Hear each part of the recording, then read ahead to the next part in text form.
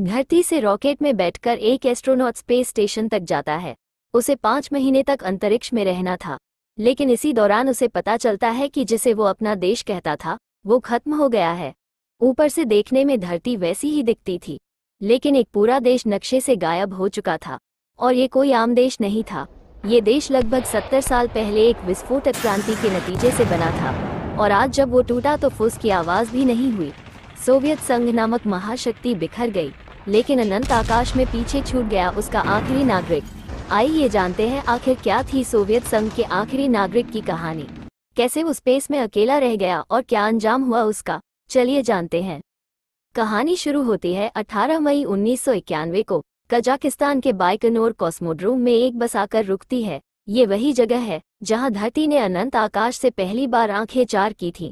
यहीं से दुनिया का पहला सैटेलाइट स्पुतनिक लॉन्च हुआ था, और पहले अंतरिक्ष यात्री यूरी गागरिन ने भी यहीं से रॉकेट में बैठकर उड़ान भरी थी।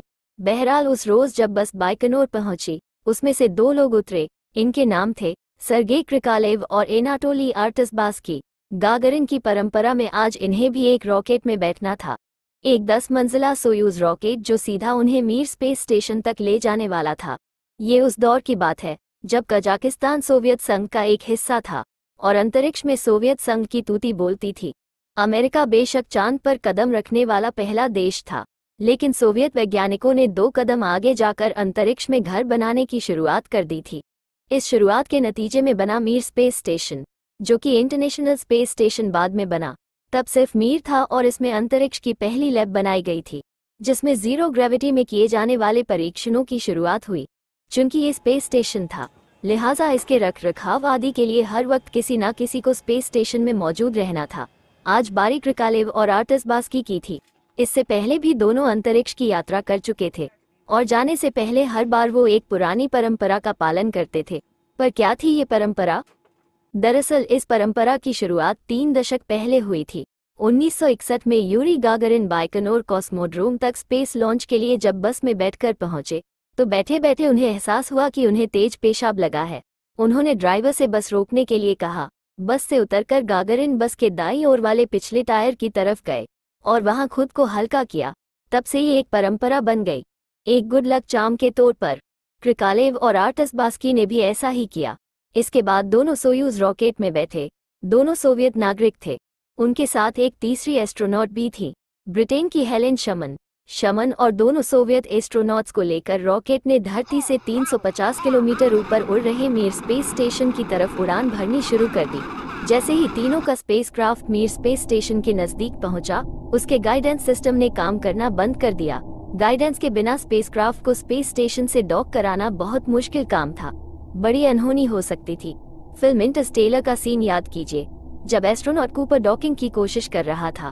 तब वो रोबोट से पूछता है और रोबोट जवाब देता है, ये असंभव है। तब कूपर कहता है, लेकिन ये जरूरी है। कूपर की ही तरह क्रिकालेव ने भी जरूरी को संभव करके दिखाया और मैनुअल कंट्रोल के जरिए स्पेस स्टेशन को ठीक निशाने पर सटा दिया। तीनों अब मीर स्पेस स्टेशन के अंदर थे, अंतरिक्ष में इंसान का पहला घर, जहां इंसान कुछ दिन गुजार सकता था। लेकिन इस घर की हालत खस्ता थी। वहां से लौटे एस्ट्रोनॉट्स बताते थे कि स्पेस स्टेशन में बदबू आती है। रहने की जगह एक बाथरूम स्टॉल से ज्यादा नहीं थी। हालांकि क्रिकालेव को इन सब बातों से कोई फर्क ना पड़ता था। वो हमेशा कहते थे, स्पेस में जाते हुए लगता है वापस घर लौट रहा हूँ।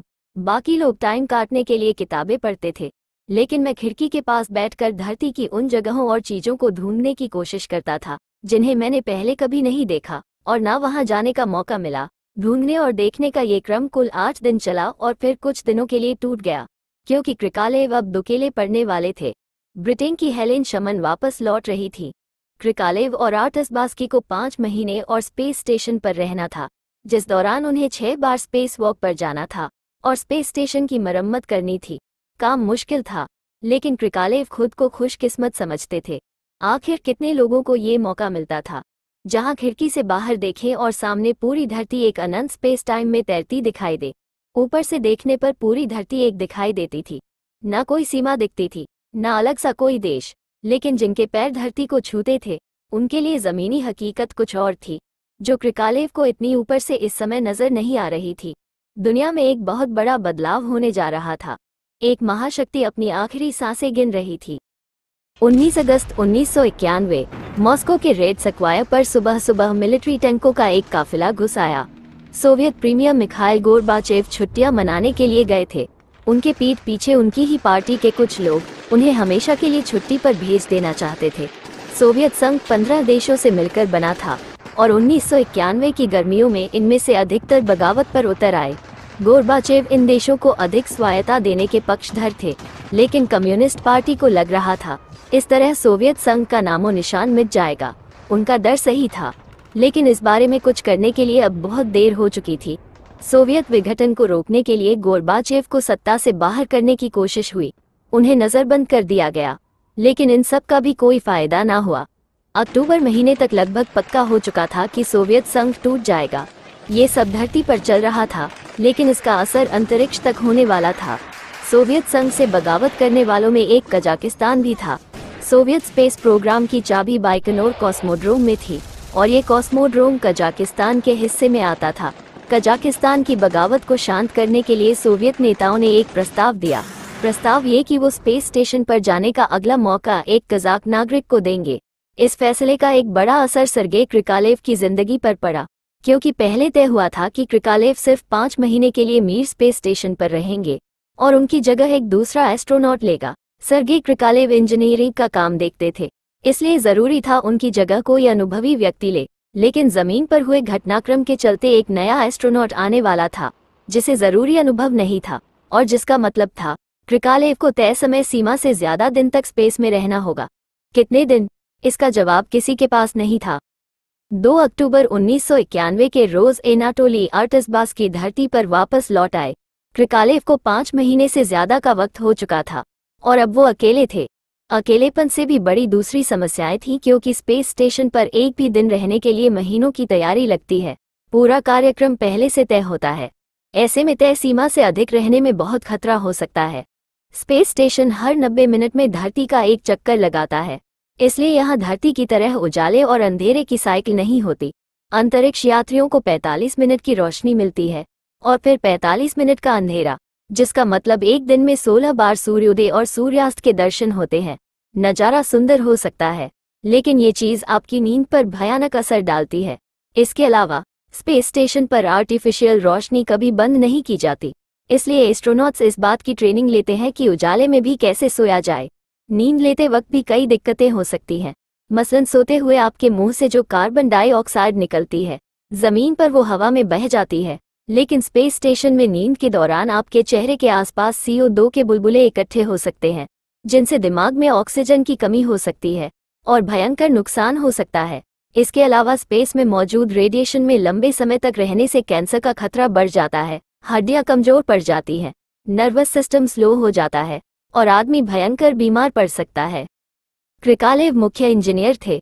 उन्हें वापस लाने के लिए जरूरी था किसी और को उनकी जगह भेजना, लेकिन हर रॉकेट के लॉन्च में करोड़ों रुपए का खर्च आना था और सोवियत संघ की हालत ऐसी नहीं थी कि वो और रॉकेट भेज सके।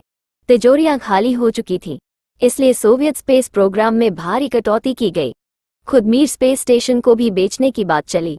क्रिकालेव की पत्नी और एक 9 महीने की बच्ची थी। उन्हें भी महज कुछ रुपयों में अपना गुजारा चलाना पड़ रहा था। क्रिकालेव के पास हालांकि एक ऑप्शन था। स्पेस स्टेशन में एक कैप्सूल था जिसमें बैठकर वो धरती पर लौट सकते थे, लेकिन इसका मतलब होता स्पेस स्टेशन एकदम खाली हो जाता और बिना देखरेख के वो जल्द ही बर्बाद भी हो सकता था। इसलिए क्रिकालेव ने वहीं रहना चुना। 25 दिसंबर 1991 वो आखिरी तारीख थी जब सोवियत संघ का हथौड़ा और दरांती वाला झंडा आखिरी बार क्रेमलिन के ऊपर फहराया। उसकी जगह रूस के 3 रंग वाले झंडे ने ले ली। सोवियत संघ खत्म हो चुका था, लेकिन उसका एक नागरिक, आखिरी नागरिक अभी भी स्पेस में बैठा था। स्पेस में होने के चलते क्रिकालेव को दुनिया भर से खबरें मिल रही थी। धरती से 350 किलोमीटर ऊपर से उन्होंने अपने देश को टूटते हुए देखा। उन्होंने देखा कि कैसे जिस शहर में उनकी पैदाइश हुई थी उसका नाम लेनिनग्राड से बदलकर सेंट पीटर्सबर्ग हो गया था, और जिस सोवियत पासपोर्ट को वो अपनी पहचान मानते थे वो अब महज कागज का एक टुकड़ा बनकर रह गया था। ऊपर से देखने में दुनिया वैसी ही थी, लेकिन फिर भी पूरी तरह बदल गई थी। क्रिकालेव को 5 महीने स्पेस में रहना था, लेकिन वो पूरे 311 दिन तक स्पेस में रहे, जो अपने वक्त में एक रिकॉर्ड था। 25 मार्च 1992 ये वो तारीख थी जब क्रिकालेव को वापस लाया गया। धरती के 5000 चक्कर लगाने के बाद आखिरकार क्रिकालेव ने कजाकिस्तान में लैंड किया। उनका शरीर कमजोर पड़ चुका था, हालत खराब थी। सांस लेने वाली हवा इतनी घनी महसूस हो रही थी मानो ब्रेड पर रखकर उसे आप चाकू से काट सको। क्रिकालेव सोवियत संघ के आखिरी नागरिक और 15 देशों के हीरो थे, लेकिन वो यही नहीं रुके। रिकवर होने के बाद एक बार फिर उन्होंने अपना स्पेस सूट पहना और आने वाले सालों में कुल 803 दिन तक स्पेस में रहे। मिर स्पेस स्टेशन का क्या हुआ? सोवियत विघटन के बाद 1992 में रूस के नए राष्ट्रपति बोरिस येल्त्सिन और अमेरिकी राष्ट्रपति जॉर्ज बुश ने मुलाकात की और यहां से नींव पड़ी अमेरिका रूस संयुक्त स्पेस प्रोग्राम की, जिसके तहत एक नया इंटरनेशनल स्पेस स्टेशन बनाने की कवायद शुरू हुई। मिर स्पेस स्टेशन ने सालों तक काम किया और फिर उसके पुर्जे दक्षिणी प्रशांत महासागर में गिरा दिए गए। विश्व में इसी प्रकार की वीडियो देखने के लिए हमारे चैनल को सब्सक्राइब करना ना भूलें। धन्यवाद।